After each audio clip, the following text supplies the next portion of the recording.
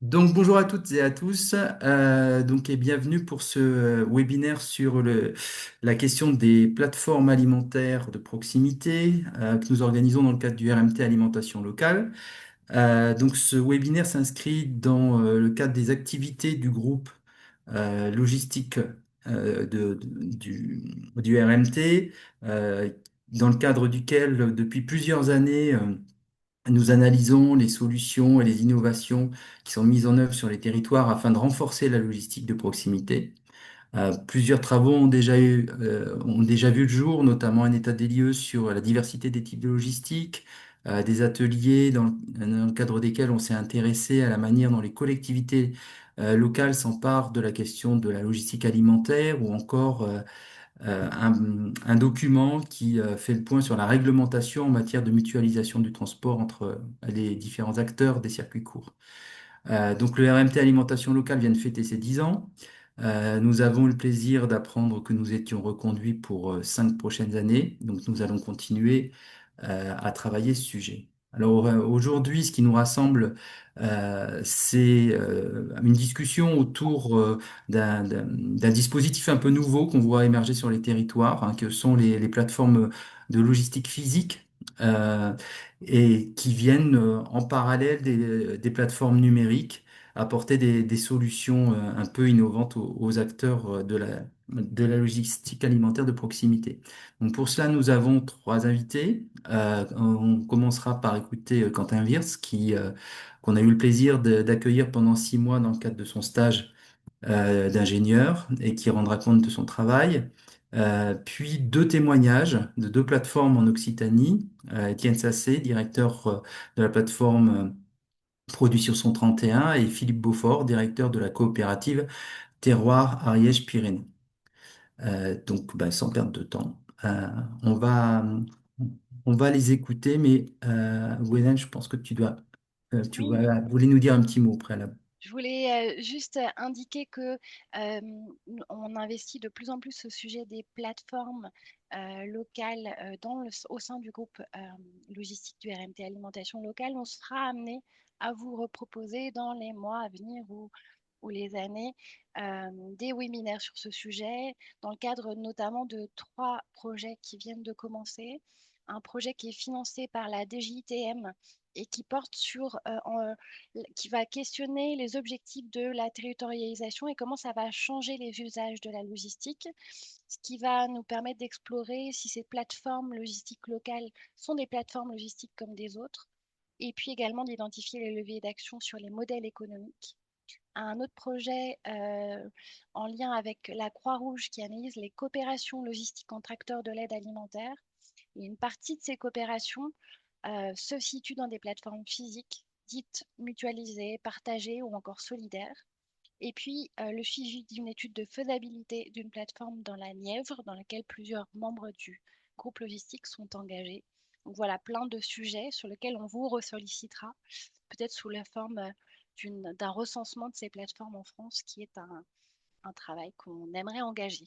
Voilà, je donne la parole à Quentin.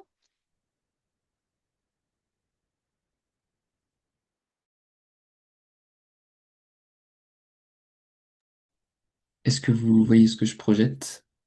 Oui, c'est parfait. Super. Bonjour à toutes et tous. Merci à Gwenaëlle, Frédéric et Amélie et plus globalement le RMT Alimentation Locale pour leur invitation à participer à ce webinaire.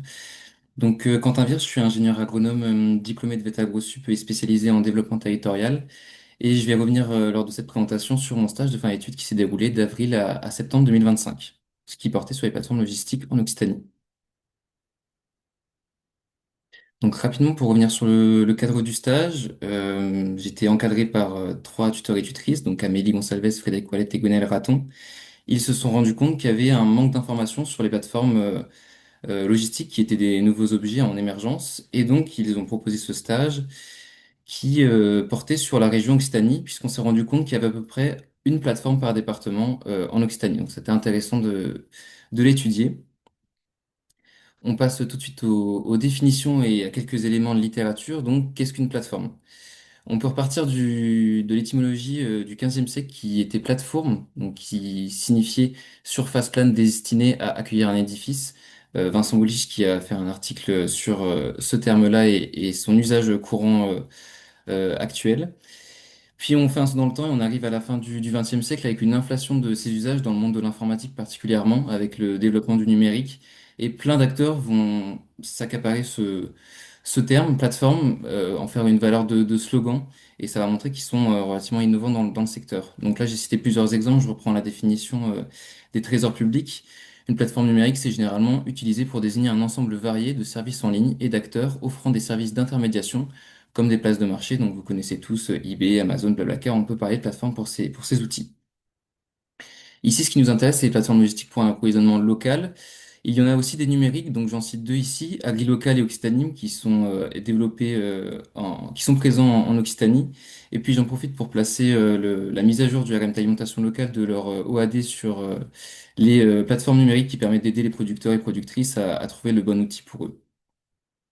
Ici, je précise que je m'intéresse seulement aux plateformes physiques, donc qui vont avoir un lieu physique, un entrepôt, et qui vont faire de l'approvisionnement alimentaire en produits locaux, majoritairement avec des aires d'approvisionnement qui oscillent entre le département, voire la région, pour la quasi-totalité de leurs produits. Je voulais vous montrer cette classification des dénominations que j'ai pu trouver en faisant ma recherche de littérature. On se rend compte qu'en fonction des acteurs qui parlent de ces plateformes-là, il y a différents aspects qui sont mis en avant dans leur dénomination. Donc, par exemple, ça peut être les acteurs et actrices de l'amont et de l'aval en utilisant deux producteurs, restauration collective, ça peut être sur la qualification des produits, en parlant de qualité, de produits du terroir. Donc, je vous donne quelques exemples en bas. On voit qu'il y a différentes représentations parmi ces acteurs. Si on prend des acteurs de la recherche, on va avoir plateforme collective d'approvisionnement en produits locaux. De côté de la presse, on va parler plutôt de plateforme de produits locaux, plateforme des produits du terroir. Donc, on voit qu'il y a une diversité de représentations en fonction des acteurs qui en parlent. Pour parler un petit peu de la littérature scientifique sur le sujet, je voulais revenir sur le terme de Food Hub, qui est l'équivalence anglophone des plateformes à l'étranger, et de son émergence. Donc en 2008, au Royaume-Uni, il y a Morley et al. Qui évoque un manque d'un intermédiaire dans ces chaînes d'approvisionnement en produits locaux, et qui donc s'appellera Food Hub. Puis on passe directement aux États-Unis, où c'est là que l'initiative va prendre de plus en plus de place avec l'initiative Know Your Farmer, Know Your Food en 2009, qui est portée par l'USDA, donc le département d'agriculture aux États-Unis, et qui va se rendre compte que les producteurs et petits et moyens producteurs, ils ont un manque de débouchés au niveau de leurs produits quand ils veulent le vendre localement, et donc il va y avoir la volonté de développer des outils comme des plateformes. En 2012, il y a un guide qui sort par Barham et al., James Barham qui est un économiste travaillant pour l'USDA, et donc, ils vont, dans ce guide, lister plein de conseils, plein de modèles qui existent déjà sur les plateformes et qui permettraient de développer d'autres initiatives similaires ou reprenant certains codes.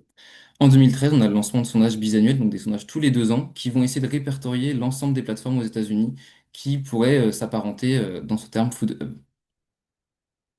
Qu'est-ce qu'une plateforme logistique pour une alimentation de proximité? Pour mon stage, on a décidé de retenir la définition de Bavec et al. De 2023, qui ont travaillé sur ce sujet-là en Occitanie. Et donc, on pourrait dire que ce sont des entités qui, un, jouent un rôle d'appariement entre offre et demande, donc un rôle d'intermédiation entre l'amont et l'aval. Deux, c'est des entités qui font partie des systèmes locaux et régionaux compte tenu des configurations territorialisées. On voit bien qu'il y a un ancrage territorial. Souvent, les plateformes elles vont être liées à des collectivités territoriales, à des chambres d'agriculture, à leurs producteurs locaux et à des débouchés, donc la restauration collective, des hôpitaux, ce type de clientèle. Petit 3, elle mobilise souvent une approche multipartite. Donc, on voit ici des modes de gouvernance préférant une certaine horizontalité. Dans les CA, on va avoir la présence des producteurs, on va avoir la présence d'un salarié, des financeurs, des porteurs de projets, des collectivités. Et enfin, 4, il rassemble les producteurs afin de permettre l'accès à des marchés qui individuellement seraient inaccessibles tout en leur procurant un pouvoir de négociation plus important. Donc ici, on voit bien que c'est un outil créé par et pour les producteurs et productrices. Souvent, les plateformes, c'est un groupe de producteurs qui se rendent compte qu'ils manquent d'un intermédiaire et donc qui vont aller solliciter leurs élus locaux pour développer ce type de produit. Je précise ici concrètement pour les personnes qui ont du mal à visualiser qu'est-ce que c'est qu'une plateforme. Imaginons qu'un producteur de pommes de terre n'arrive pas à vendre localement ses pommes de terre à, par exemple, des gros clients comme la restauration collective qui demanderaient beaucoup de volume. Ils peuvent livrer à une plateforme comme celle que j'ai étudiée. euh, Leurs produits. La plateforme va avoir le rôle de rassembler différents types de produits, souvent proposer une gamme assez complète à leurs clients. Et pour les clients, un des avantages, par exemple, c'est d'avoir une seule facture et de pas avoir à passer par chaque producteur et avoir une facture individuelle à chaque fois. Donc il y a beaucoup d'intérêt à ces plateformes et ces outils logistiques. Je vous présente juste la question de recherche que j'ai mobilisée pour mon stage. Quelle diversité de plateformes observe-t-on quant à leur fonctionnement, leur rôle vis-à-vis de l'amont et de l'aval agroalimentaire? Du côté de la méthodologie que j'ai pu employer, j'ai rencontré divers acteurs et actrices. Tout d'abord, une enseignante-chercheuse qui a travaillé sur le sujet avec un doctorant et une personne de la DRAF qui avait une vue globale en Occitanie de ce qu'étaient les plateformes et qui m'ont permis de mieux comprendre ce que c'était que cet objet-là. Puis des acteurs plus institutionnels, comme la région Occitanie, des départements et la chambre régionale et des chambres départementales d'agriculture. Souvent d'ailleurs, des salariés sont détachés de ces chambres-là et c'est ces porteurs de projets-là qui développent des outils comme les plateformes. Donc c'était très intéressant de discuter avec eux. Puis j'ai rencontré au total 10 plateformes, 8 en activité et 2 en projet au moment de l'enquête. Ça a déjà évolué parce que c'est un secteur qui évolue très vite. Et voici un tableau qui est la clé d'anonymisation que j'ai utilisée dans mon mémoire avec quelques informations sur l'ancienneté et leur statut juridique. On voit que les plateformes sont relativement récentes, sauf une plateforme de 2004 et une de 2012, mais sinon c'est un phénomène qui est en émergence depuis une dizaine d'années, une bonne dizaine d'années.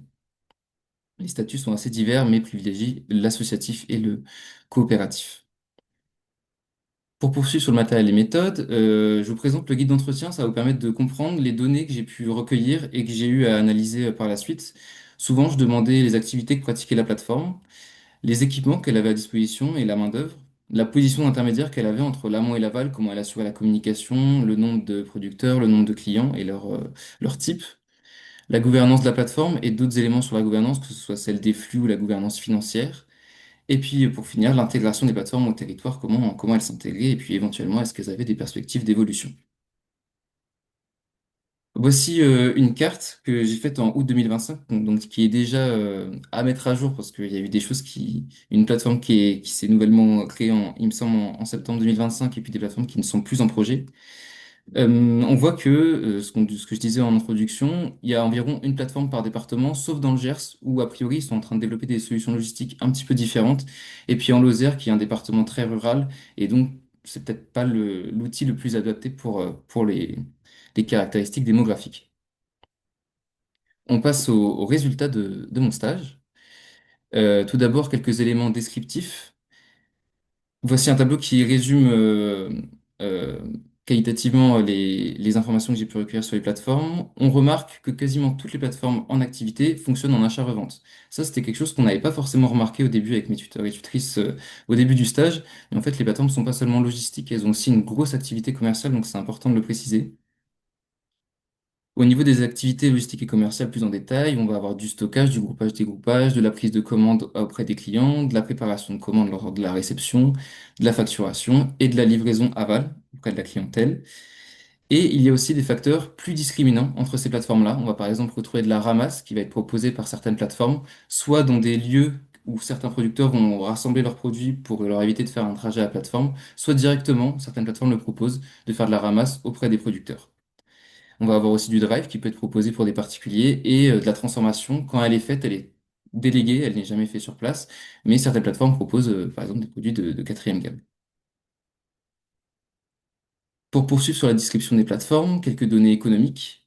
Donc on remarque que je les ai comparés aux chiffres du commerce de co de l'INSEE pour avoir une idée un petit peu de l'échelle d'activité des plateformes. Concernant le nombre de TP, on voit que souvent c'est des petites entreprises qui vont avoir un nombre de TP compris entre 2 et 5, alors que dans le commerce de gros, on serait plus autour de 7,5. Du côté du chiffre d'affaires, on va avoir un relatif faible chiffre d'affaires entre 500 000 et 2 millions d'euros comparé au commerce de gros. Donc on voit que l'activité, la part de marché n'est pas encore, est encore minoritaire, mais en croissance. Et puis du côté de l'ancienneté, je l'ai un petit peu dit précédemment, on voit qu'il y a quelques plateformes qui ont plus de 11 ans, mais majoritairement, les plateformes ont moins de 10 ans. On arrive à l'un des principaux résultats, une proposition d'une typologie de ces plateformes-là à partir des données qu'on a pu recueillir lors du stage. Là, c'est un schéma assez complexe, on va le détailler par la suite, avec trois typologies de plateformes, trois types de plateformes, type A, type B, type C, et puis on va les détailler par la suite pour que ce soit plus clair. Pour le type A, on a de petites structures départementales en développement. Donc on va avoir un indicateur économique agrégé faible. Ce qu'on entend par indicateur économique agrégé, ça paraît compliqué comme ça, mais c'est assez simple. C'est comment dire, une donnée qualitative. On a regroupé par exemple le chiffre d'affaires, le nombre d'employés, le volume, le nombre de producteurs qui avaient une tendance similaire et on les a regroupés en un indicateur qualitatif qui permettait de simplifier un petit peu cette notion. Donc plutôt fait pour ces structures. Du côté des formes organisationnelles, on va plutôt être sur un statut associatif, une localisation chez un acteur agricole, donc soit la chambre d'agriculture, soit un maraîcher, et puis des plateformes qui sont relativement récentes, qui ont moins de 10 ans. Du côté des principes d'action, on va avoir le choix d'une internalisation de la flotte, souvent un véhicule assez petit, et une aire d'approvisionnement qui sera limitée au département exclusivement. Pour le type B, des structures moyennes rattrapées par la réalité des flux, on va avoir un indicateur économique agrégé moyen relativement aux autres plateformes. Des formes organisationnelles, on va plutôt opter pour un statut coopératif, une localisation chez un logisticien, ce qui va leur permettre de déléguer le transport, et puis des plateformes qui sont plus anciennes, elles ont plus de 10 ans. Pour les principes d'action, comme je l'ai dit, ils vont externaliser le transport, ce qui a des inconvénients et des avantages. Il va y avoir une dépendance et une adaptation qui sera forcément nécessaire auprès du logisticien parce qu'ils ont déjà leurs tournées qui sont existantes et donc ils doivent se greffer dessus. Mais on va avoir un avantage par la suite. La transformation, il la pratique, mais elle est déléguée à des entreprises publiques ou à but d'insertion. Et puis, elles ont une aire d'approvisionnement de certains produits qui est plus large. C'est pour ça que dans la description, je dis par la réalité des flux, rattrapé par la réalité des flux, c'est que souvent les clients vont demander une gamme très complète, même dans les appels d'offres. Par exemple, des agrumes, des bananes qui peuvent ne pas être disponibles en Occitanie, surtout en bio, et donc aller les chercher soit à l'échelle nationale, soit à l'international. Quelques éléments en commun entre ces deux types. On va retrouver du côté des formes organisationnelles, elles seront situées dans des départements plutôt ruraux, à faible densité de population. Et du côté des principes d'action, on a plutôt des délais de livraison longs, comparé à ce qu'on peut retrouver pour des grossistes traditionnels, 5 à 7 jours à peu près, au moins une semaine. Et ce qui permet de laisser une plus grande liberté aux producteurs, ils vont avoir moins de pression sur les épaules, mais par contre, ça va demander un changement des habitudes des clients qui ne sont pas du tout habitués à ce type de procédé et de démarche. Donc il faut un petit peu de sensibilisation et de communication en amont. Leurs débouchés très majoritaires sont la restauration collective. Pour y finir, le type C, on a des structures qui sont très développées ou en fort développement et qui reprennent quelques codes traditionnels tout en étant quand même en adoptant des modes de gouvernance plus horizontaux. Un indicateur économique agrégé plus élevé relativement aux autres plateformes. Du côté des formes organisationnelles, on va retrouver des plateformes qui sont situées dans des mines, donc des marchés d'intérêt nationaux, ce qui a l'avantage d'être, ils sont entourés dans des locaux avec des lieux qui sont adaptés au transport, à des entrepôts qui sont adaptés à la logistique, donc on peut comprendre ce choix. Puis ils sont situés dans des départements plus urbanisés, dans des grandes villes, sur la côte méditerranéenne par exemple. Du côté des principes d'action, on va retrouver une internalisation plutôt de la flotte de véhicules, ce qui va permettre d'être très indépendant et d'avoir une adaptabilité possible à la clientèle en fonction des besoins. Ça va être du A pour B à pour C, du jour pour le lendemain à la livraison. Donc s'il y a une demande d'un client, hop, on peut livrer directement et euh, comment dire, euh, que le client soit satisfait de cette démarche.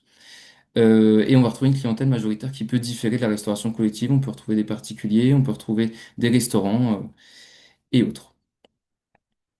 On va vous suggérer, enfin, je vais vous suggérer quelques interprétations de cette typologie qui sont discutables mais qu'on a voulu vous présenter ici. C'est une suggestion. Donc, les placer sur un axe des modèles les plus alternatifs aux plus conventionnels, même s'il est important de préciser que par rapport à des grossistes, ces plateformes sont quand même plus alternatives, dans le sens où elles vont, par exemple, être proches de leurs producteurs, inciter une participation au conseil d'administration et être assez à l'écoute. Un deuxième axe d'interprétation serait le positionnement géographique, campagne-ville, avec le type A qui va avoir son lieu d'implantation chez des maraîchers, dans des communes plutôt rurales, en tout cas départements ruraux. Un type B un peu à l'intermédiaire, on va se situer dans des zones d'activité de communes centres chez un logisticien, mais quand même dans des départements ruraux. Et puis les types C qui sont plutôt dans des villes, dans des activités avec des grandes zones d'activité logistique et plus urbanisées. Un troisième axe possible, ce serait d'étudier la trajectoire des plateformes en supposant que le type A, lorsqu'il va croître, il va peut-être s'éloigner du monde agricole un petit peu et aller vers le type B au niveau de sa localisation, je veux dire. Donc, des plateformes qui vont s'associer à des acteurs du transport lorsqu'elles vont croître, ou le type C, qui vont opter pour des stratégies se rapprochant des grossistes, par exemple pour la livraison et les échéances, tout en optant pour une gouvernance partagée. On peut aussi supposer que le type A reste très lié au monde agricole au niveau de leur localisation et qu'elle progresse comme cela. Pour conclure, faire un bilan de ces plateformes-là, on voit des points communs entre ces plateformes. Ce sont toutes des plateformes logistiques, mais aussi à dominante commerciale. On retrouve quand même quelques différences, ce qui nous a permis de suggérer cette typologie-là. Et il serait intéressant de voir si cette typologie pourrait être applicable ailleurs qu'en Occitanie. Est-ce qu'il y a deux plateformes qui pourraient être intégrées dans un des trois types? Voilà, ce serait intéressant à étudier et à voir dans d'autres régions et départements. Et c'est un secteur qui évolue très vite. Donc il y a une nécessité d'assurer ensuite ces nouveaux objets. Comme je vous l'ai dit au début, la carte que j'ai faite et les données que je vous donne, elles sont déjà caduques pour certaines. Il faudrait refaire un état des lieux sur les plateformes qui sont nouvelles ou qui sont passées de projet en activité. Une ouverture que je vous propose, c'est de se demander de réfléchir à l'alternativité des modèles. Est-ce que ces plateformes sont réellement alternatives, vu qu'elles reprennent certains modèles plus traditionnels?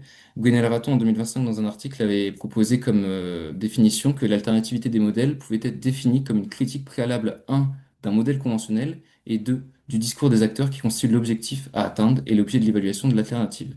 Donc on peut se demander est-ce que ces plateformes sont réellement alternatives ou est-ce que on sait qu'alternatif, c'est un sujet qui est assez controversé dans le monde de la recherche et qui est intéressant à étudier. Je vous remercie pour votre écoute. Et si vous avez des questions, n'hésitez pas. Merci beaucoup, Quentin, pour ton intervention. Effectivement, je vous propose ou de mettre des questions dans le chat ou éventuellement de vous laisser prendre la parole. On se donne une session de questions-réponses pour 10 minutes maximum. Et puis, on laissera la parole à nos deux intervenants pour compléter cette approche.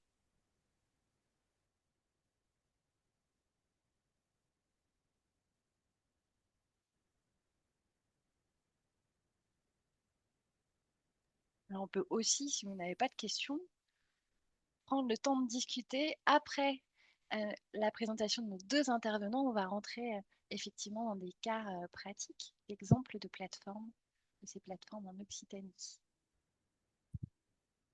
J'ai peut-être été un peu rapide sur certaines choses pour tenir le timing, donc n'hésitez pas s'il y a des choses qui sont pas claires. Respect du timing, parfait.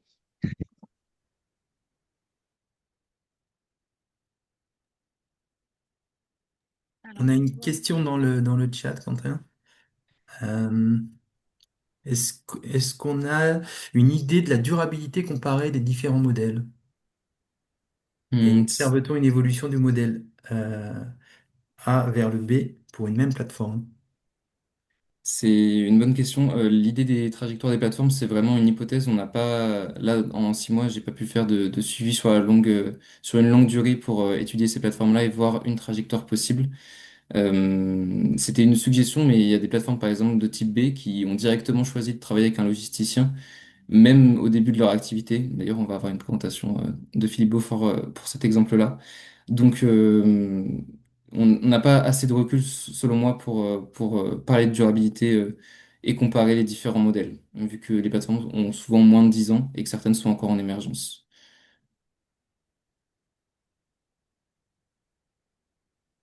Moi, j'aurais une question éventuellement.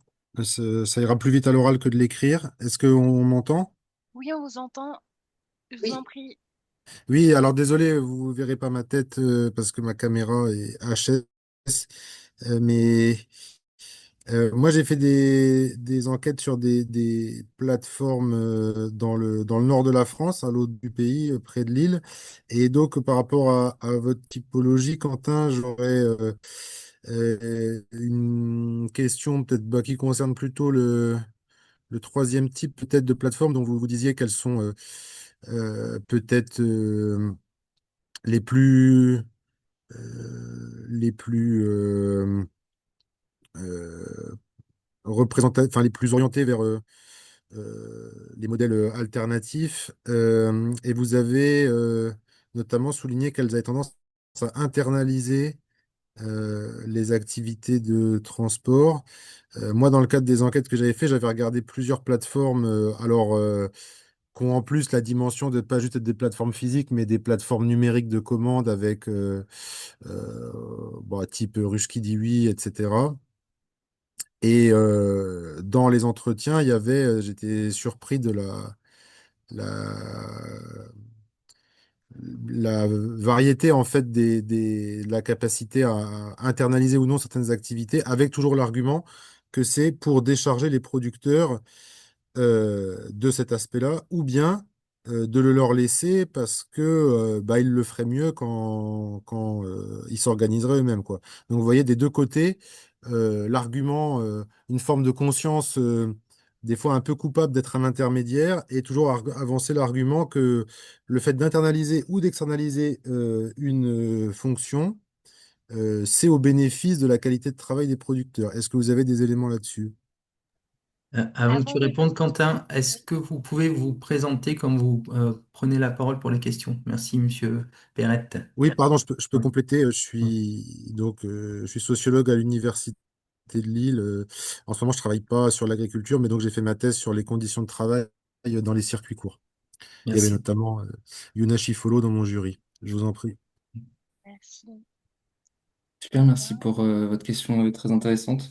Donc les plateformes numériques type Rush qui dit oui, je les ai pas étudiées si c'est vraiment des plateformes physiques. Concernant l'internalisation ou l'externalisation, c'est vrai que c'est un choix qui souvent est difficile pour les plateformes. Est-ce qu'on fait un investissement financier très important dans des véhicules? Est-ce qu'on en loue à des entreprises ou est-ce qu'on choisit de passer par un transporteur? C'est un choix qui est difficile à faire et qui va demander une adaptabilité différente en fonction. Donc, d'après mon enquête, je ne sais pas si vous, je me rappelle plus exactement de votre question sur le transport, mais il n'y avait pas de meilleure solution. Les deux se valaient et dépendaient vraiment des caractéristiques des plateformes et de ce qu'elles avaient envie de mettre en avant auprès de leurs clients et des avantages ou inconvénients qu'ils souhaitaient en tirer. Donc par rapport à votre question sur le type, vous avez dit que le type C était le plus alternatif. Dans l'interprétation, c'est plutôt le type A, mais effectivement, les trois types sont très proches comparés à des grossistes traditionnels. Je sais pas si j'ai répondu parfaitement à votre question, n'hésitez pas à reformuler si besoin. Oui, oui, d'accord. Donc, vous dites que l'argument pour internaliser ou externaliser une fonction, c'est plutôt en sortie sur le type de service qu'on peut rendre Oui. que à l'entrée sur la capacité à décharger ou non les producteurs de tel ou tel aspect. Oui, il est important de préciser que le transport, la plupart des plateformes ne proposent pas de faire de la ramasse auprès des producteurs, ce que j'appelle, enfin, le transport est utilisé pour les plateformes pour la livraison seulement aval auprès de la clientèle. Certaines plateformes proposent de la ramasse et intègrent à des tournées de transporteurs de la ramasse ou même avec leur flotte de la ramasse chez les producteurs, mais la majorité des plateformes ne proposent pas ce service auprès des producteurs. C'est chaque producteur qui amène à la plateforme à un jour donné leurs produits. C'est peut-être un petit peu différent de la ruche kiwi par exemple où chaque producteur vient, enfin c'est non justement c'est similaire pardon. Chaque producteur vient livrer à la plateforme En effet, numérique. en effet, c'est ce que j'avais vu aussi de toutes les fonctions. Le transport s'arrête celle qui reste presque toujours à la charge des producteurs. Alors que sur les autres fonctions, il y a plus de variation. Merci. Si je peux rajouter quelque chose, Gwenaël Raton, pendant mon stage, m'avait parlé de, de législation qui était changeante par rapport aux autorisations pour les producteurs de faire certains transports de marchandises. Je ne sais pas si c'est lié à la question, mais je me rappelle de cela au cours du stage. On parle du co-transport, Quentin. Oui, Les possibilités co-transport, effectivement, qui sont difficiles à interpréter en termes de réglementation et qui a été l'objet d'un webinaire dont on pourra vous mettre le lien dans le chat. Je vois qu'on a d'autres questions.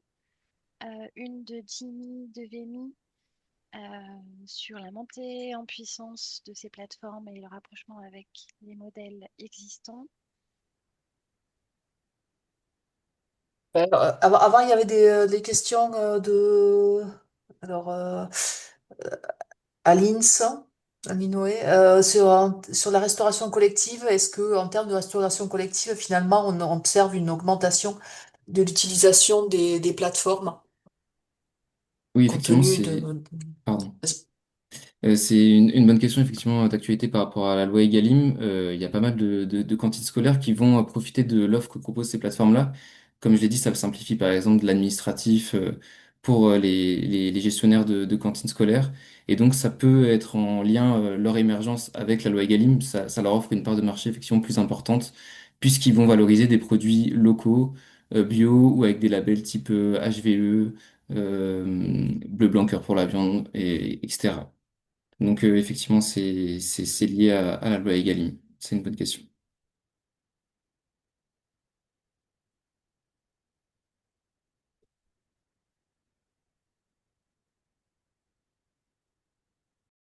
On avait une autre question, Quentin, sur est-ce que les cycles des collectivités publiques sont présentes au capital de ces plateformes? Euh, oui, au début de la plateforme, effectivement, elles ont une part du capital. Et puis, surtout dans les modèles coopératifs type SIC, chaque membre comment, du conseil d'administration, quoi, je sais plus comment ça s'appelle dans le cadre des modèles coopératifs, mais chaque partenaire va devoir prendre une part minimale.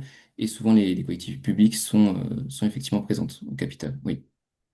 Et certaines plateformes même ouvrent leur capital à des particuliers, c'est possible. Peut-être que je suis pas le mieux placé. On a une présentation tout à l'heure sur ce type d'initiative. Et puis la question qu'a lu Gwenaël tout à l'heure de Jimmy Devemy, effectivement, c'est quelque chose qui ressort aussi des entretiens que j'ai pas présenté ici parce que c'était très court, mais c'est ressorti par les salariés des plateformes. La transparence et la rémunération des agris. Souvent, des plateformes vont discuter avec les producteurs et essayer de trouver un prix qui serait équitable par rapport au prix du marché pour que leurs produits soient achetés par les clients, tout en ayant une très grande transparence vis-à-vis des prix. C'est un gros avantage de ces plateformes-là comparé à des grossistes où souvent c'est imposé et les producteurs disent oui ou non, mais sont un peu obligés de respecter le prix fixé par les grossistes. Donc c'est effectivement un bon point. Et on a une question également sur la localisation de ces plateformes, à savoir est-ce qu'elles sont plutôt à proximité des lieux de production ou des lieux de consommation? Euh, J'essaie de me remémorer les exemples. Souvent, c'est quand même dans les communes centres et dans les départements ruraux, les plateformes vont opter pour des tournées qui vont passer dans les différentes communes. Pour livrer, par exemple, la restauration collective et chaque cantine, les écoles et collèges clients. Donc, je dirais plutôt dans les lieux de consommation, majoritairement pour ces plateformes. Sauf une qui, du coup, est chez un maraîcher, dans un lieu de production, c'est plutôt le type A. Mais pour répondre à votre question, Michel Rousseau serait plutôt dans les lieux de consommation. Bien, peut-être une dernière, et puis après on passera aux exposés, aux deux témoignages. Euh, Au niveau des périmètres d'activité, tu as mentionné donc qu'il s'agissait d'un périmètre départemental pour les territoires ruraux. Est-ce que dans certains cas, on a d'autres types de périmètres d'activité, notamment intercommunaux? Euh, on en a parlé au cours du stage. C'est vrai qu'une plateforme à l'échelle intercommunale, c'est assez compliqué à mettre en place. Déjà que les plateformes qui sont présentes à l'échelle départementale, voire interdépartementale, voire régionale, des fois, on a des difficultés à accroître. S'il y a une crise sanitaire comme la Covid-19, ça peut être déjà très compliqué. Donc, à l'échelle intercommunale, ça demande beaucoup de moyens. Trouver un entrepôt où le construire, plus potentiellement l'investissement dans du matériel, de la flotte éventuelle si on n'externalise pas. Et au niveau de la clientèle, surtout dans les départements ruraux, ce serait, je pense, enfin, en tout cas, c'est mon avis, je n'engage que moi, mais je pense que le modèle économique serait pas viable dans le temps si c'était seulement à une échelle intercommunale. En tout cas, dans celles que j'ai étudiées, il n'y en avait aucune qui était à l'échelle intercommunale. Elles avaient au moins un rayonnement départemental, voire régional au niveau de leur aire. Très bien, merci.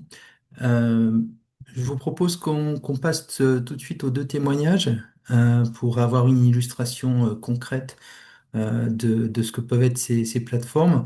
On va peut-être commencer par Étienne Sassé. Oui, Merci bonjour à tous, Étienne, merci Étienne d'avoir accepté notre invitation. Donc, avec grand plaisir. on vous écoute. Alors finalement, j'ai un petit document, si vous voulez, je vous le partage. Oui, a priori, vous avez les autorisations. Parfait. A priori, voilà. Bon, juste en quelques mots, normalement, est-ce que vous voyez là mon écran, c'est bon? Oui. Ok. Peut-être passer en Euh, plein écran si vous. ouais, Ouais, vous y attendez, hop, arrivez. je vais essayer. Ça n'a pas l'air de vouloir. Je ne sais pas pourquoi je n'y arrive pas. Ça y est. Donc voilà. Donc Produits sur 131, donc c'est une association. Nous, on est en association loi de 1901 qui a été créée par la Chambre d'agriculture de la Haute-Garonne en 2011. On a un conseil d'administration qui est composé d'agriculteurs exclusivement et de membres élus de Chambre d'agriculture. Dans l'historique de notre structure, il y avait une trentaine de producteurs au démarrage. Aujourd'hui, on est à 150, on a 150 adhérents. Et on est monté jusqu'à 180 dans les années 2020. La baisse est due notamment à des départs en retraite principalement et à quelques productions sur lesquelles on a réduit un petit peu.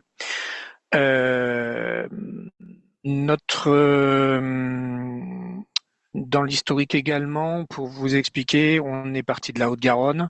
Les producteurs sont de la région Midi-Pyrénées. On n'a pas que des producteurs de la Haute-Garonne. Et en 2016, la Chambre d'agriculture du Tarn est venue intégrer la plateforme, ce qui fait qu'on est sur, en termes de distribution, donc de vente, sur 2 départements principalement. Donc la Haute-Garonne et le Tarn. Après, on peut avoir des clients dans le Gers, on peut avoir des clients, on a même aussi des clients sur Paris, mais c'est, on va dire, à la marge. Donc, pour comparer, on fait que du B2B. Tout à l'heure, il y avait eu une question et en tout cas un commentaire sur les ruches qui dit oui.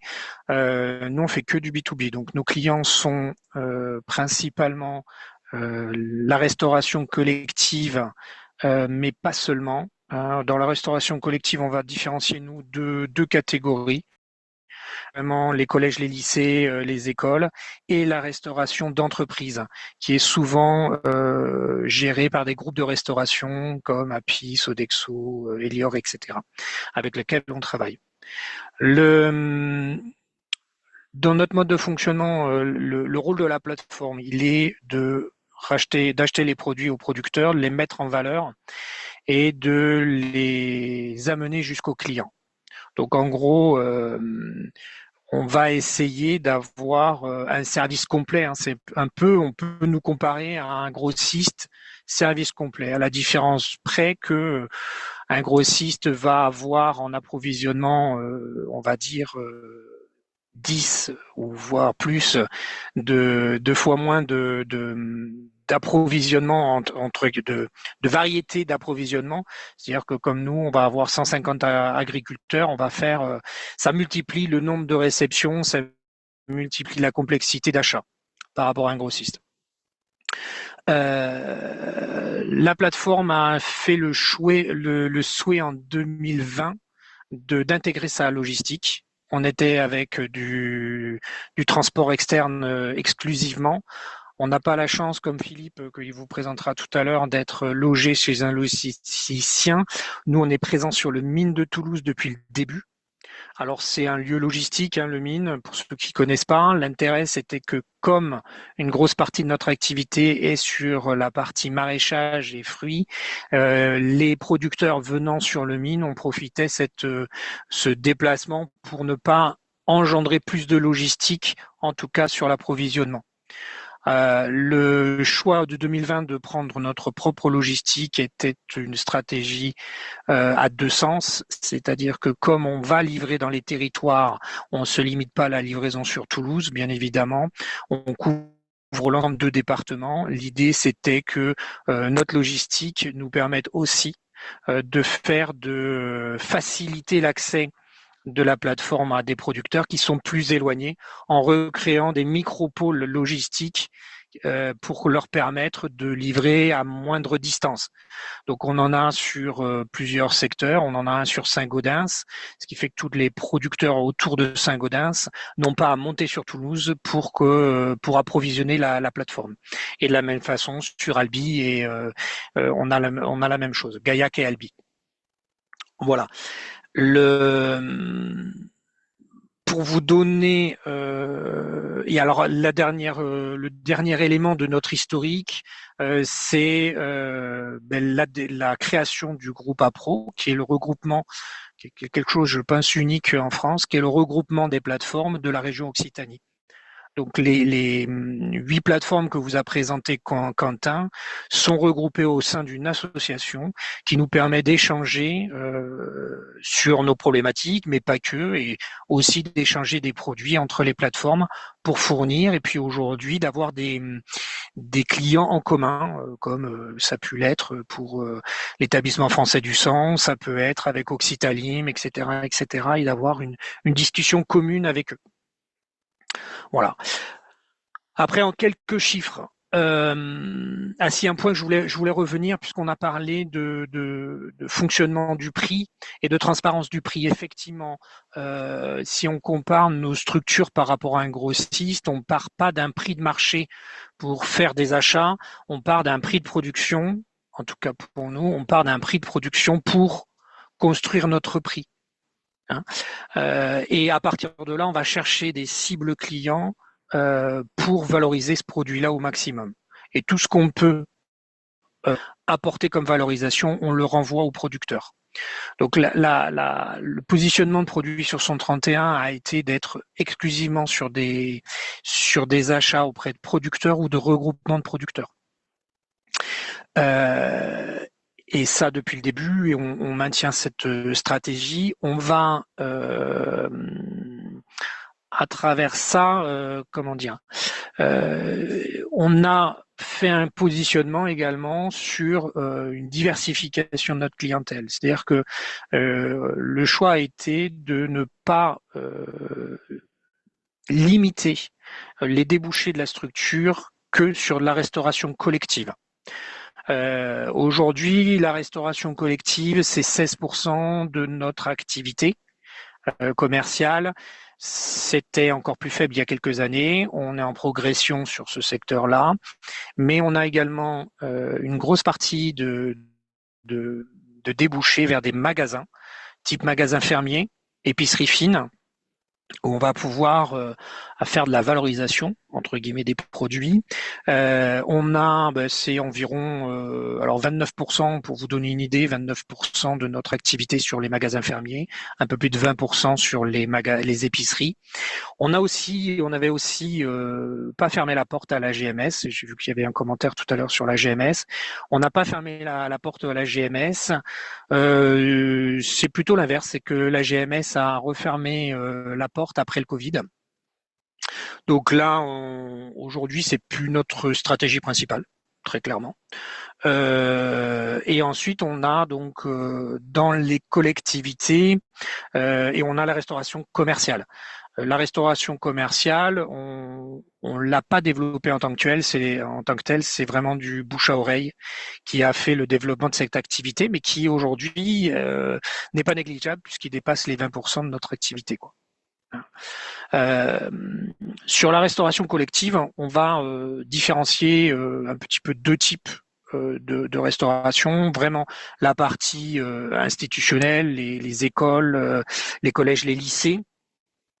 Et après, on travaille aussi avec des groupes de restauration comme Happy Elior et Sodexo, qui eux sont plutôt avec lesquels on travaille, mais plutôt sur de la restauration d'entreprise, où on a effectivement un peu plus de marge de manœuvre en termes de prix pour valoriser les produits de nos producteurs. Voilà. Aujourd'hui, on livre un peu plus de 150 clients par semaine par nos propres fourgons. C'est 160, un peu plus de 160 en 2025. On fait 8500 livraisons par an et on remet 2200 livraisons via des transporteurs. Notre entrepôt, il fait 400 mètres carrés sur le mine de Toulouse, tout réfrigéré, et la structure aujourd'hui est à 10 salariés. Dans les 20 membres du conseil d'administration, ce sont 15 adhérents de la plateforme, des producteurs adhérents, et 5 membres qui sont des élus des chambres d'agriculture que je vous ai cités précédemment, la Haute-Garonne et le Tarn.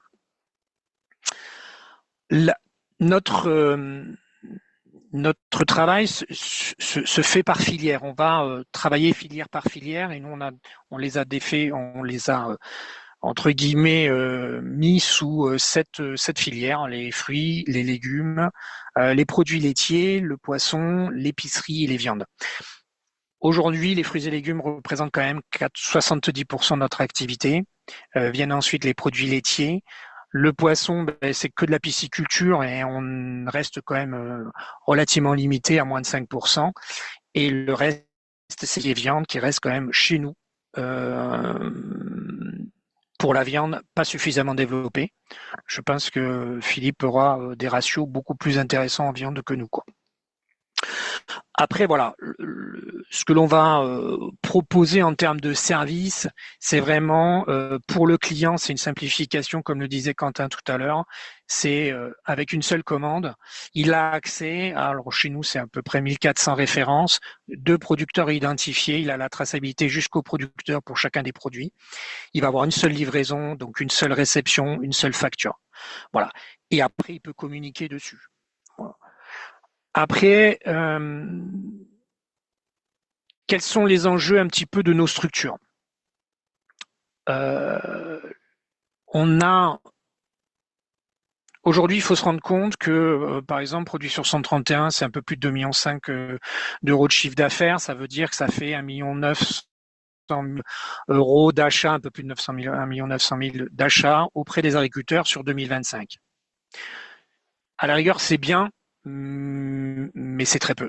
Dans le monde alimentaire, on est une goutte d'eau dans la mer. Ce sont des belles initiatives, elles ont le mérite d'exister. Aujourd'hui, elles manquent. Il nous manque d'une vraie envolée entre guillemets pour que nos structures aient un vrai impact sur les filières locales. En tout cas, à la hauteur de des ambitions qu'on aimerait avoir. Et je pense que Philippe partagera ça. Et que pour faire vraiment du développement agricole ou en tout cas redynamiser des pans entiers de notre agriculture. Mais ça, c'est dû effectivement à plusieurs choses.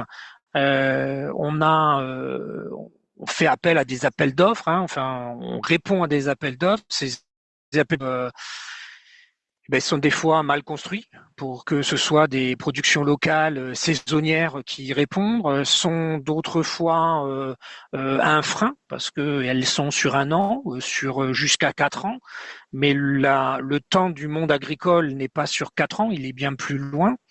On a besoin parfois d'engagements un petit peu plus importants et souvent il n'y a pas d'engagement de volume sur ces appels d'offres. Donc on a besoin aujourd'hui pour rentrer dans une nouvelle ère de développement de ces plateformes et en tout cas un intérêt pour les agriculteurs, c'est qu'il faut qu'on arrive sur une planification plus importante. Et donc ça, on a besoin de visibilité qui n'est plus une visibilité de réactivité commerciale, ce que l'on a aujourd'hui. On livre les fruits et légumes en J+1, J+2, hein, mais on a besoin pour que ce soit intéressant pour les maraîchers, pour les agriculteurs en production laitière. On a besoin de planification à l'année. Et ça, aujourd'hui, on a encore du mal à le mettre en œuvre, quoi. On espère avec le groupe APRO, donc la structuration régionale des plateformes, à avoir entre guillemets plus d'influence et arriver à mieux se faire connaître, mieux faire comprendre les enjeux et arriver à des évolutions sur ce type-là.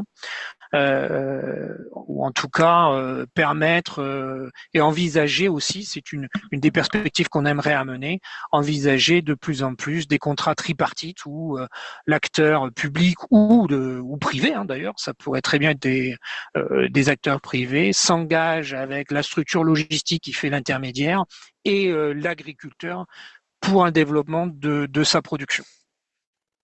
Voilà. Je suis à votre disposition pour les questions s'il y en a. Merci beaucoup. Euh, je vous propose de tout de suite enchaîner sur la deuxième présentation comme ça permettra une mise en perspective des deux expériences.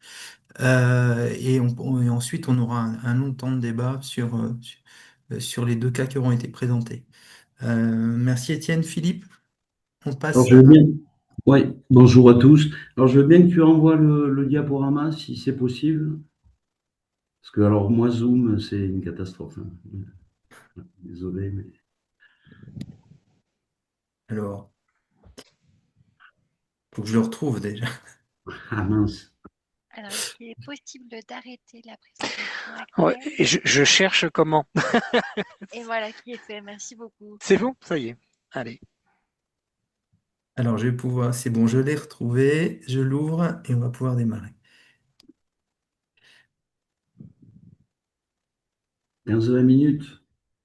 On est là-dessus. Oui, Exactement. oui. C'est parfait.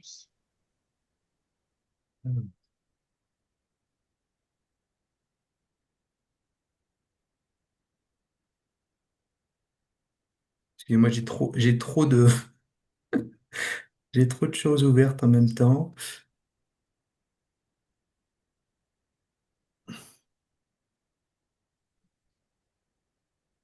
Ah, zut.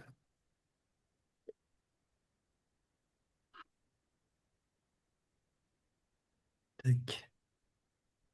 Ça arrive, hein, pardon. Tac, tac.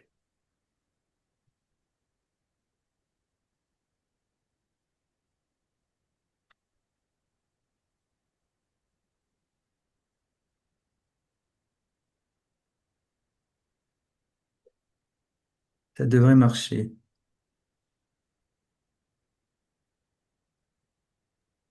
Est-ce que c'est bon? Mais bon. On le voit, c'est pas encore en plein écran, mais on le voit.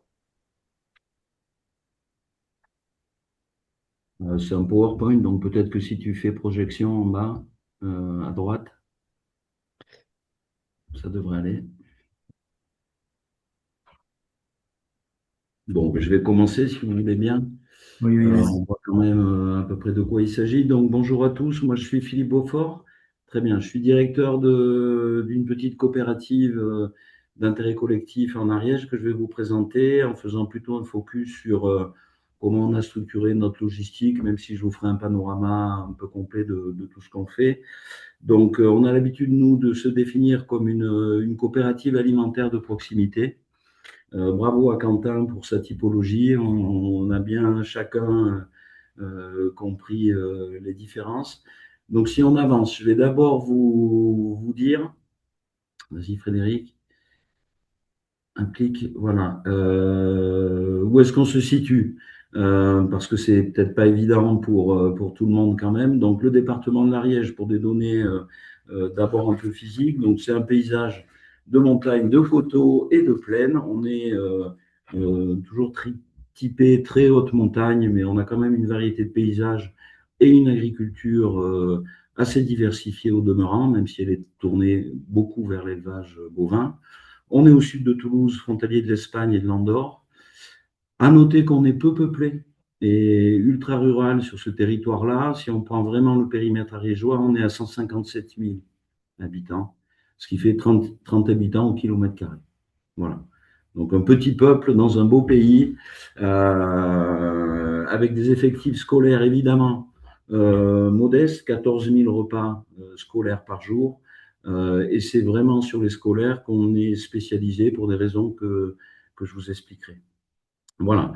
À noter aussi que l'agglomération toulousaine est en grande proximité. On est à 3/4 d'heure, 1 heure de l'agglomération et que c'est mis en place un contrat de réciprocité qui porte notamment sur l'approvisionnement de la restauration collective sur la métropole toulousaine et qu'on est en train d'essayer d'activer très progressivement. Voilà. Un petit clic de plus. Voilà. À noter aussi, au-delà des données physiques, alors voilà, juste dire qu'on est aussi sur un territoire avec une identité. Même si l'Ariège, c'est le melting pot depuis les années 60-70, avec beaucoup de nouveaux arrivants, beaucoup de néo-ruraux en Ariège.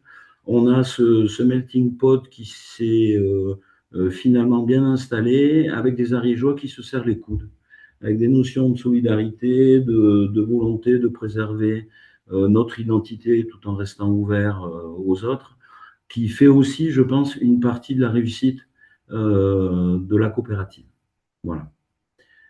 Si on continue, alors, rapidement, vous brossez le tableau de notre activité avant de rentrer plus dans des considérations d'organisation de la logistique. Donc, nous, on est spécialisé en restauration collective depuis le début, depuis 2012, parce qu'on pense que c'est là qu'on a le plus besoin de nous pour réussir un approvisionnement local. Individuellement, il est aujourd'hui à peu près admis que c'est très difficile pour les producteurs de réunir les volumes nécessaires. Voilà, nous, notre action, elle est là, parce qu'en GMS, les producteurs locaux qui ont envie d'y être, y sont, alors qu'en restauration scolaire et collective, les freins sont beaucoup plus importants. Donc, nos ventes, elles sont essentiellement en bio, et c'est le deuxième point qu'on met en avant parce que c'est pour nous fondamental. On est un multiproduit, on fait à peu près un tiers de viande, un tiers de légumes et puis un tiers de produits laitiers frais ou affinés. Et nous, notre recherche, c'est vraiment d'être dans le local et la qualité simultanément. J'y reviendrai tout à l'heure, mais on a cette démarche-là d'être déjà dans du multiproduit, éviter les épiceries fines, éviter les repas festifs. On veut être vraiment dans la consommation courante et avec un focus sur la restauration scolaire. Voilà, 4 salariés aujourd'hui, 340 tonnes distribuées. On approvisionne une légumerie départementale qui fournit en légumes quatrième gamme les collèges. On a 45 clients qui commandent au moins une fois par semaine. Donc là, on est sur des rythmes évidemment moins importants que produits sur 131. Par contre, on a un panier moyen, nous, qui est à 600 €. Voilà, donc des commandes vraiment uniquement d'acheteurs professionnels, essentiellement des acheteurs publics, avec 50% de notre activité qui est régie par des marchés publics qu'on a obtenus. Voilà, et on tient aussi beaucoup.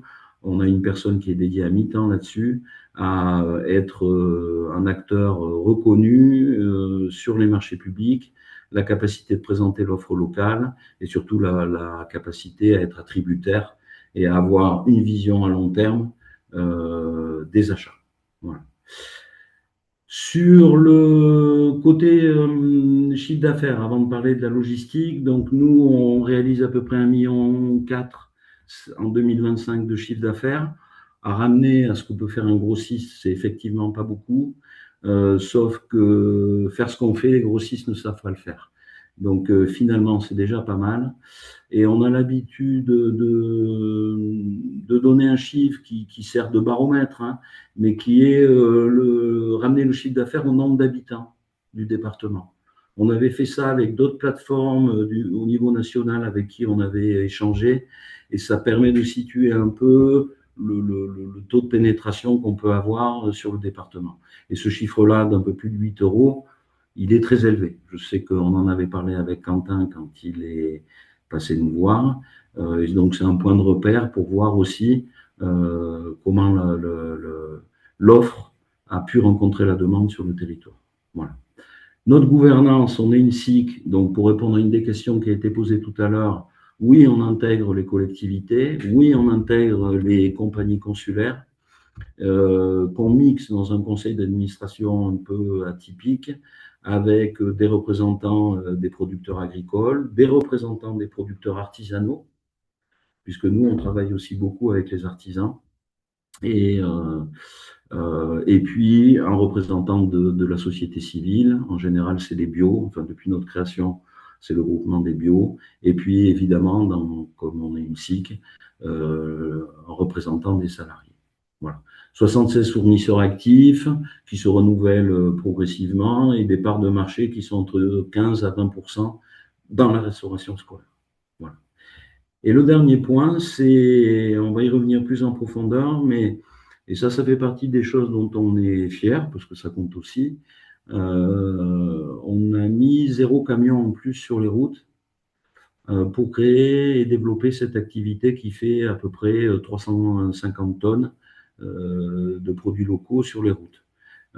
Parce qu'on a effectivement un partenariat depuis le début et qui a été un choix avec une société de transport locale qui s'occupe du dernier kilomètre pour l'ensemble des entreprises du département et qui nous héberge. J'y reviendrai tout à l'heure. Mais ça, c'était un choix politique de notre part et une opportunité. Le choix politique, c'était de ne pas réinvestir dans une flotte de ne pas réinvestir dans des bâtiments, des chambres froides, etc., et d'essayer de valoriser l'existant. Ça, on y a réussi parce que depuis 14 ans maintenant, on est en symbiose avec cette société de transport. Et puis en plus, un raisonnement politique aussi sur le fait de ne pas remettre de nouveaux camions sur les routes. Donc ça a eu des conséquences sur notre fonctionnement logistique et je vous propose qu'on avance là-dessus.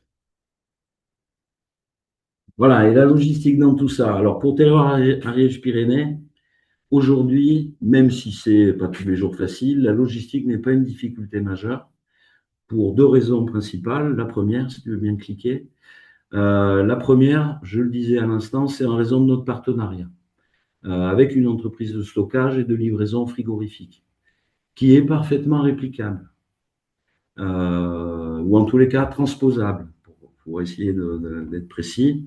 Et il se trouve, parce que beaucoup de plateformes en création nous ont interrogés, et ça rejoint des questions qu'il y a eu tout à l'heure, je pense que dans beaucoup de cas, ça ne se fait pas dans certains départements ou certains territoires, mais c'est un non-choix. C'est parce que le transporteur ou les quelques transporteurs du dernier kilomètre frigo du secteur ne veulent pas rentrer dans ces logiques-là.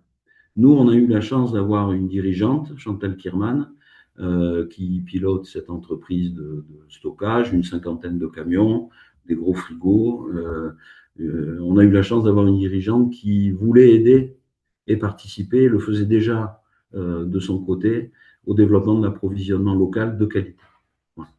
Et la deuxième raison qui fait que ce n'est pas une difficulté majeure aujourd'hui, c'est surtout parce que la stratégie de la coopérative a été posée clairement dès le début sur l'ensemble des critères et notamment sur les questions de bénéfices environnementaux et de réduction de la logistique qui étaient à rechercher. Voilà. Donc, on va y passer juste après, si tu veux bien continuer. Donc, nous, on a une stratégie qui est optimiste. J'y reviendrai à la fin là, de cette diapo. Exigeante parce que des bases très précises ont été posées dès le début et aussi consciente des limites de ces impacts. Donc, si on met un petit coup de clic, on ne définit pas à notre niveau la relocalisation comme une fin en soi. On est vraiment dans une relocalisation qui est au service d'autres moyens et d'autres finalités. Alors, on est conscient, et ça, finalement, à le rabâcher partout, on voit que ce n'est pas forcément très connu, que la restauration scolaire, c'est 6%, 5 à 6%. Maintenant, c'est admis de la consommation des ménages français. Donc, on ne révolutionnera pas l'agriculture d'un territoire économiquement, structurellement, avec la restauration scolaire. Deuxièmement, dans les prérequis qui ont été à la base de notre stratégie, on considère que le local à lui seul n'est pas du tout une garantie de qualité. On peut faire localement des choses de très très basse qualité. Et puis on est conscient aussi que les forces en présence sur le marché de la restauration collective et plus largement sur le marché de l'alimentation sont d'une ampleur terrible, mondialisée, et que la culture du prix bas est omniprésente dans ces secteurs-là. Donc, conscient de ça, si on met un petit coup de clic, nous, on considère que la restauration collective est capable, sous condition, de porter des bénéfices pluriels, je vais les décrire, qui favorisent la cohésion du territoire. On n'est pas sur une révolution économique à l'instant T, même si en se projetant, on peut penser que ça pourrait être un bon plan B, quand le territoire et des plateformes sur son périmètre. Donc on cherche vraiment à être un vecteur pour dynamiser le système alimentaire du milieu en plus. Garder des transformateurs, garder des salles de découpe. Aujourd'hui, garder des épiceries, je vous le dirai tout à l'heure, qu'on approvisionne de plus en plus. Garder un transporteur frigo sur le secteur qui a une activité. Et puis, on pense aussi que la restauration scolaire, c'est un bon moyen de mobiliser la participation citoyenne. parce que les parents d'élèves ont une sensibilité qu'on arrive à valoriser. Donc, on nous a donné au départ de la coopérative, en gros, un cahier des charges qui découle des bénéfices qui sont recherchés. Et là, de gauche à droite, ils sont hiérarchisés. Les principaux bénéfices recherchés lorsqu'on a lancé la coopérative, c'était des bénéfices sociaux, avec de l'interconnaissance, avec de l'entraide à développer, capable d'amplifier une agriculture diversifiée sur notre territoire, encouragée vers l'agroécologie. Encore une fois, 70% de notre activité est en bio, label rouge et un tout petit peu d'HVE. Participer à l'éducation et à la culture alimentaire, ça nous semble fondamental. Et puis lancer des apprentissages citoyens et même des apprentissages professionnels nouveaux de coopération ou d'intensification de coopération. Voilà. Les bénéfices économiques qu'on cherche, nous, c'est la rémunération équitable, ça c'est classique. En tous les cas, pas facile à faire.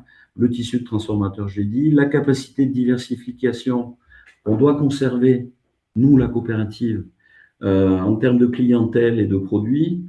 Le catalogue de référence évolue chaque année et depuis 2 ans, on ouvre notre activité sur la clientèle des magasins producteurs et des épiceries locales, voilà, qui aujourd'hui représente très très rapidement 20% de notre activité, en plus de la restauration scolaire.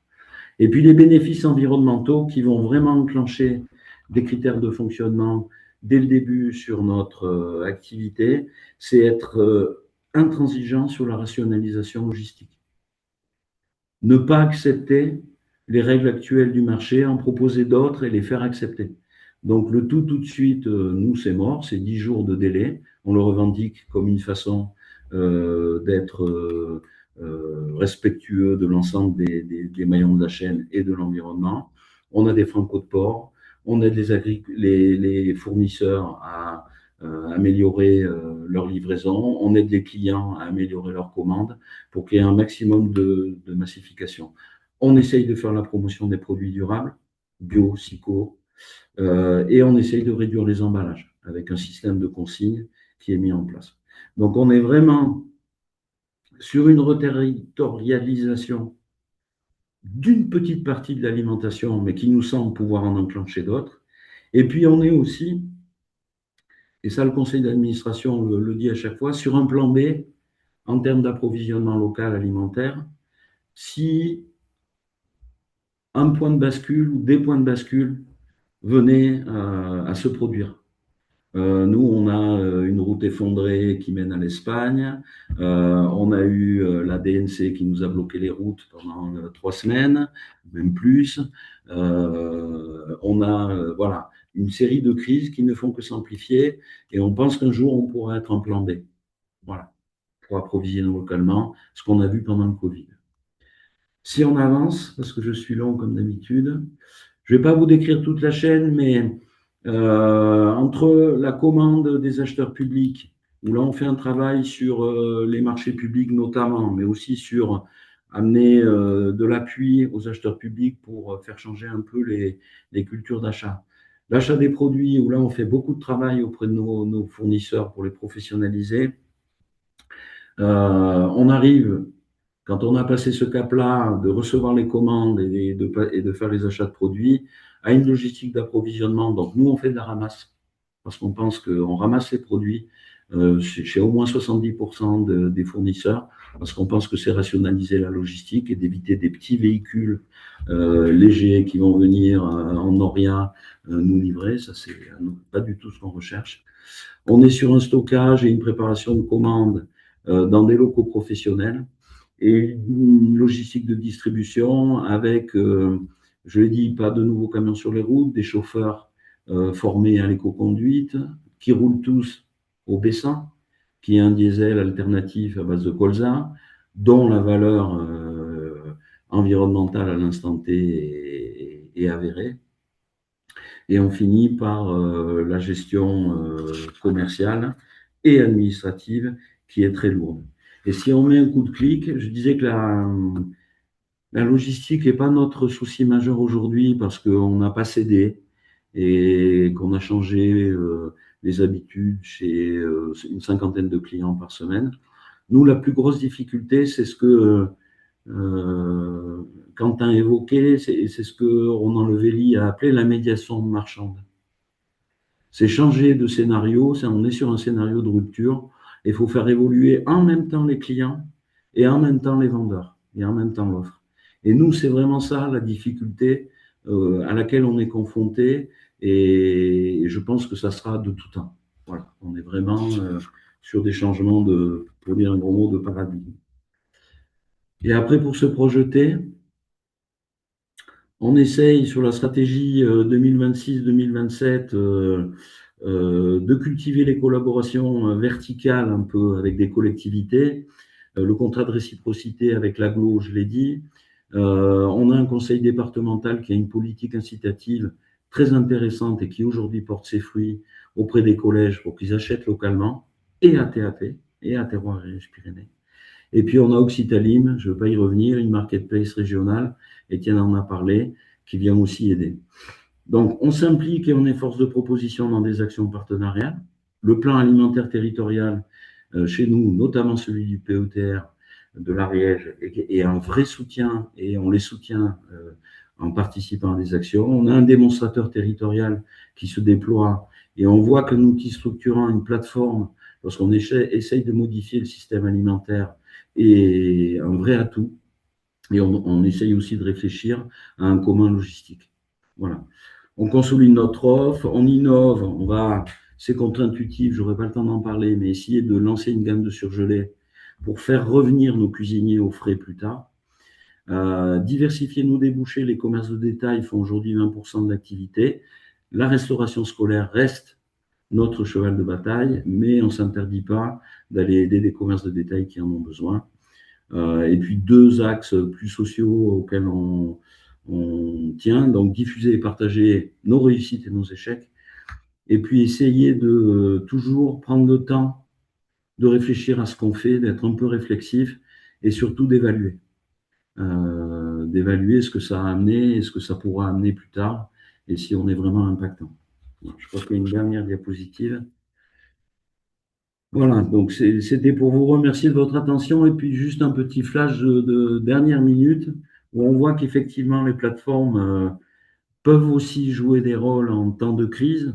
Je pense que vous le savez tous, il y a une crise sanitaire qui frappe l'élevage bovin sur le département de l'Ariège avec des conséquences qui ne font que commencer en termes de débouchés pour un certain nombre d'animaux. Ben, la plateforme a été sollicitée pour essayer de trouver des débouchés. Alors, à une viande qui n'est pas facile à vendre, le jeune bovin, mais néanmoins, on voit qu'une forme de plan B s'esquisse. Et que quand ça va mal, il vaut mieux avoir des centres de décision et des outils locaux plutôt que de s'en remettre à des systèmes qui aujourd'hui, en plus, sont bloqués. L'exportation. Voilà. Merci à vous. Merci beaucoup. Merci beaucoup Étienne et Philippe pour vos interventions. On va pouvoir prendre un temps de discussion. On se donne 10-15 minutes. Alors, il y a déjà des questions dans le chat et notamment une peut-être d'éclaircissement sur le contrat de réciprocité. Est-ce que l'un de vous deux veut prendre la parole sur cet aspect?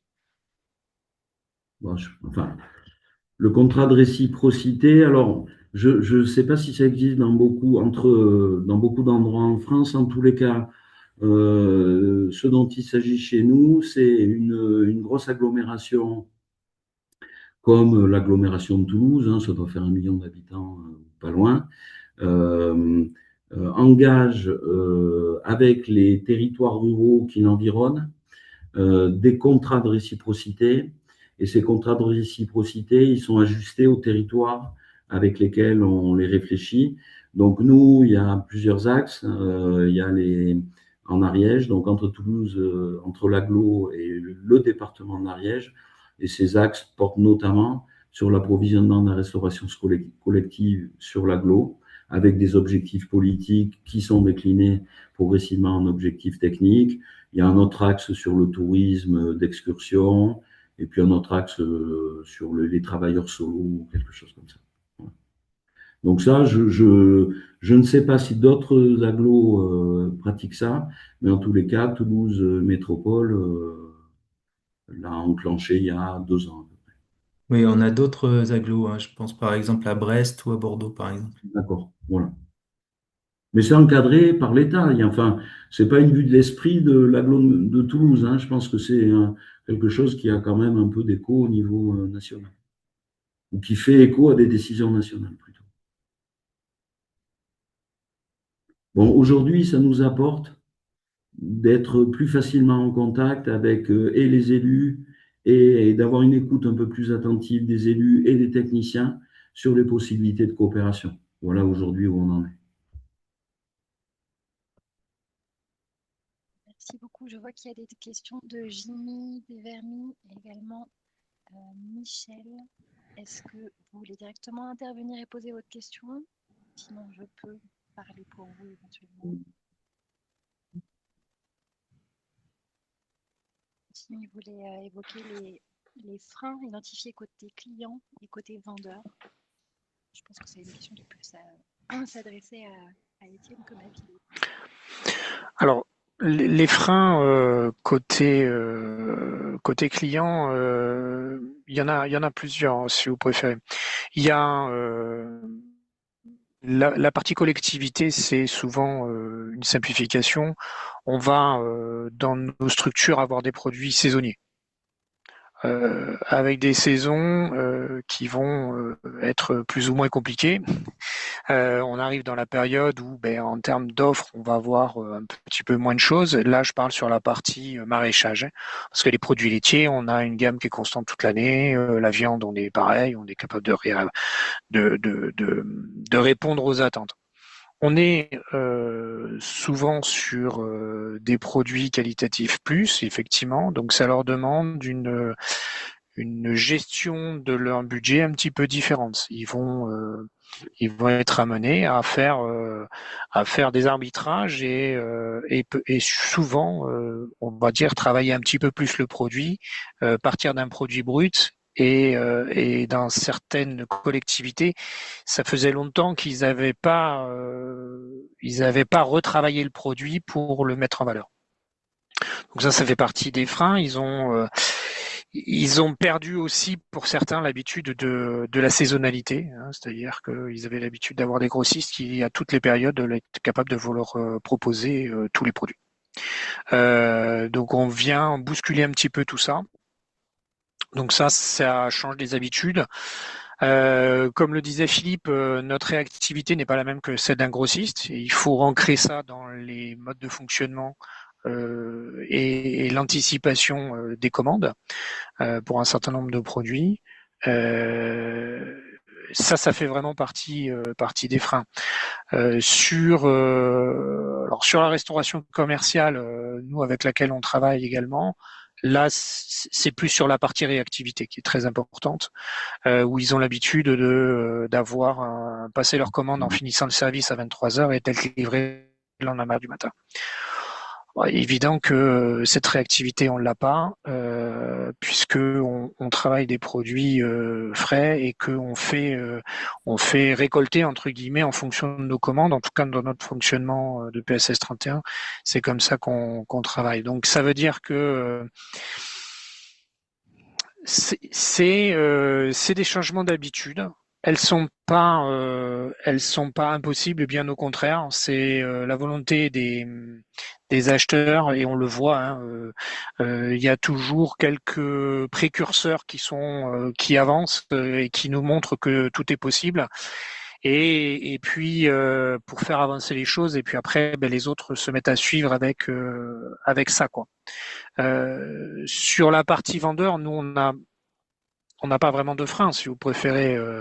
On l'a prouvé, en fait, on a eu souvent le discours des uns et des autres en disant mais vous n'arriverez jamais à fournir tout. Bon. Nous, à force, on leur dit don't act, mettez-nous à l'œuvre pour qu'on soit en rupture. Mais pendant le Covid, on ne l'a pas été, ou quasiment pas. On a eu tout le monde forcément qui sont venus nous voir, mais des gens qui n'étaient pas nos clients. Hein. Mais globalement, on a réussi à répondre aux attentes. La région nous avait mis au défi avec des opérations. On a réussi à répondre aux opérations.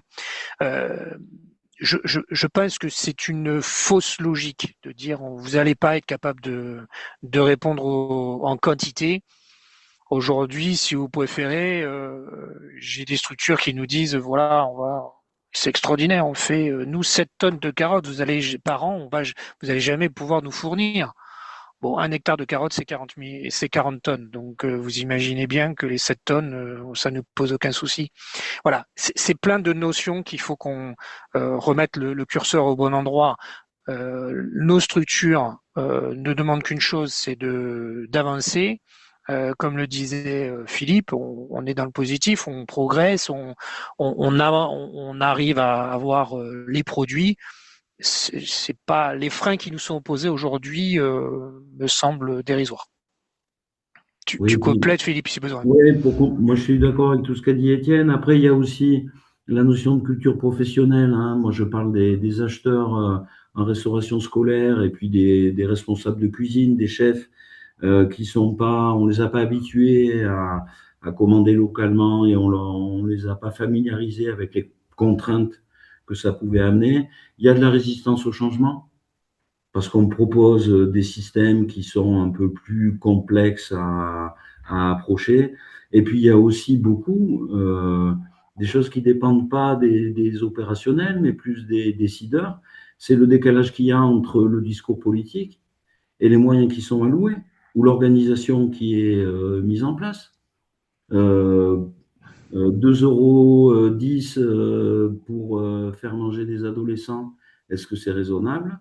Est-ce que ça ne met pas une pression disproportionnée sur les équipes dans la restauration scolaire?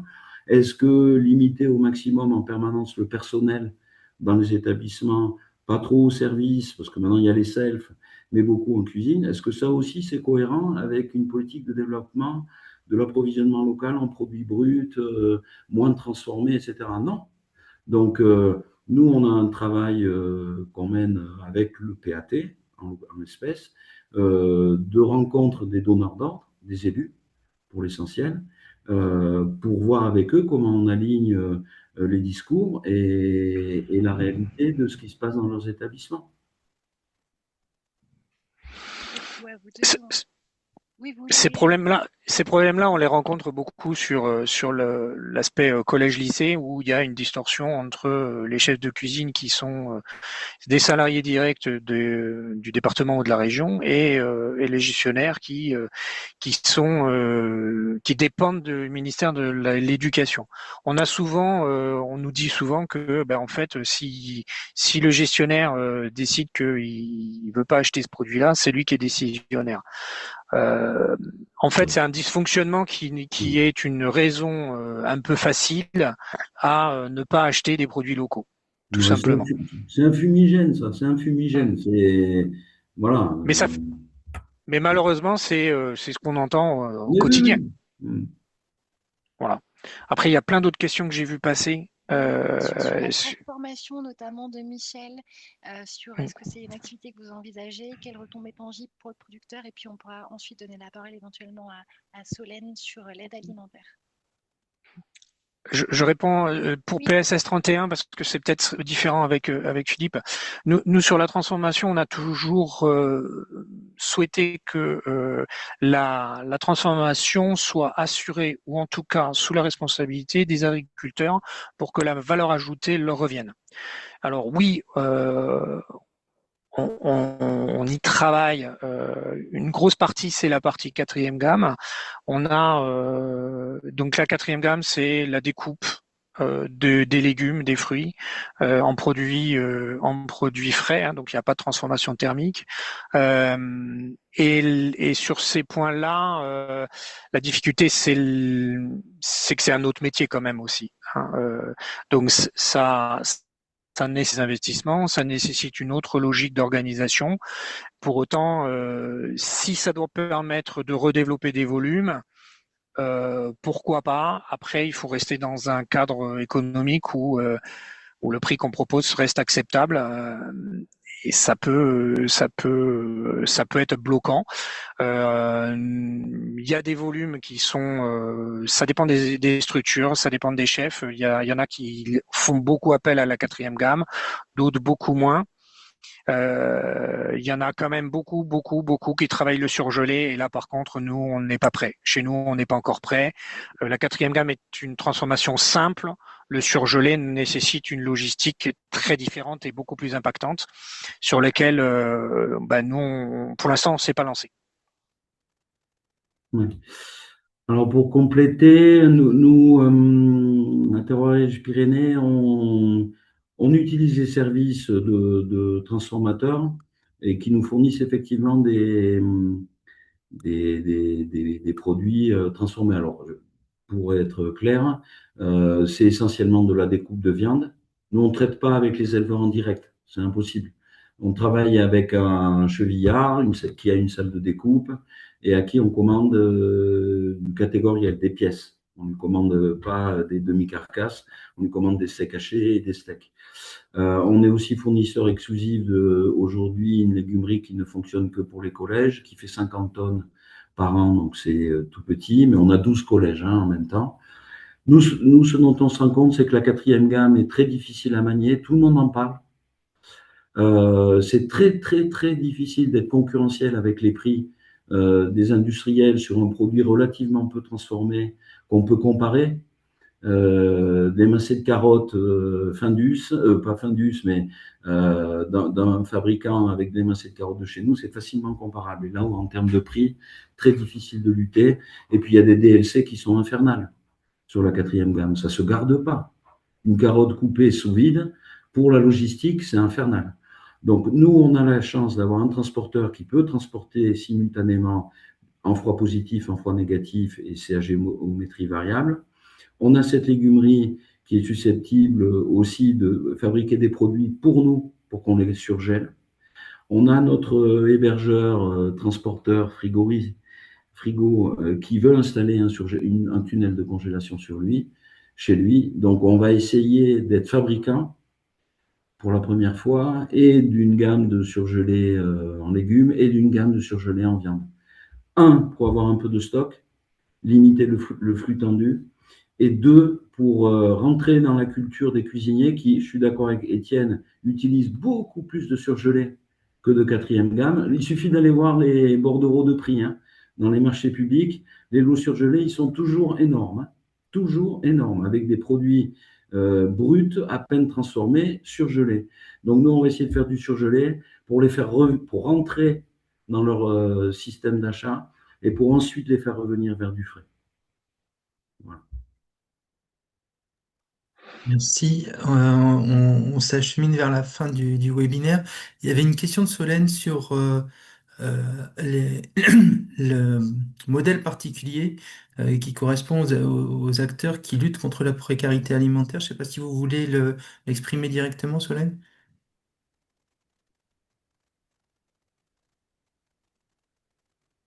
Non, apparemment.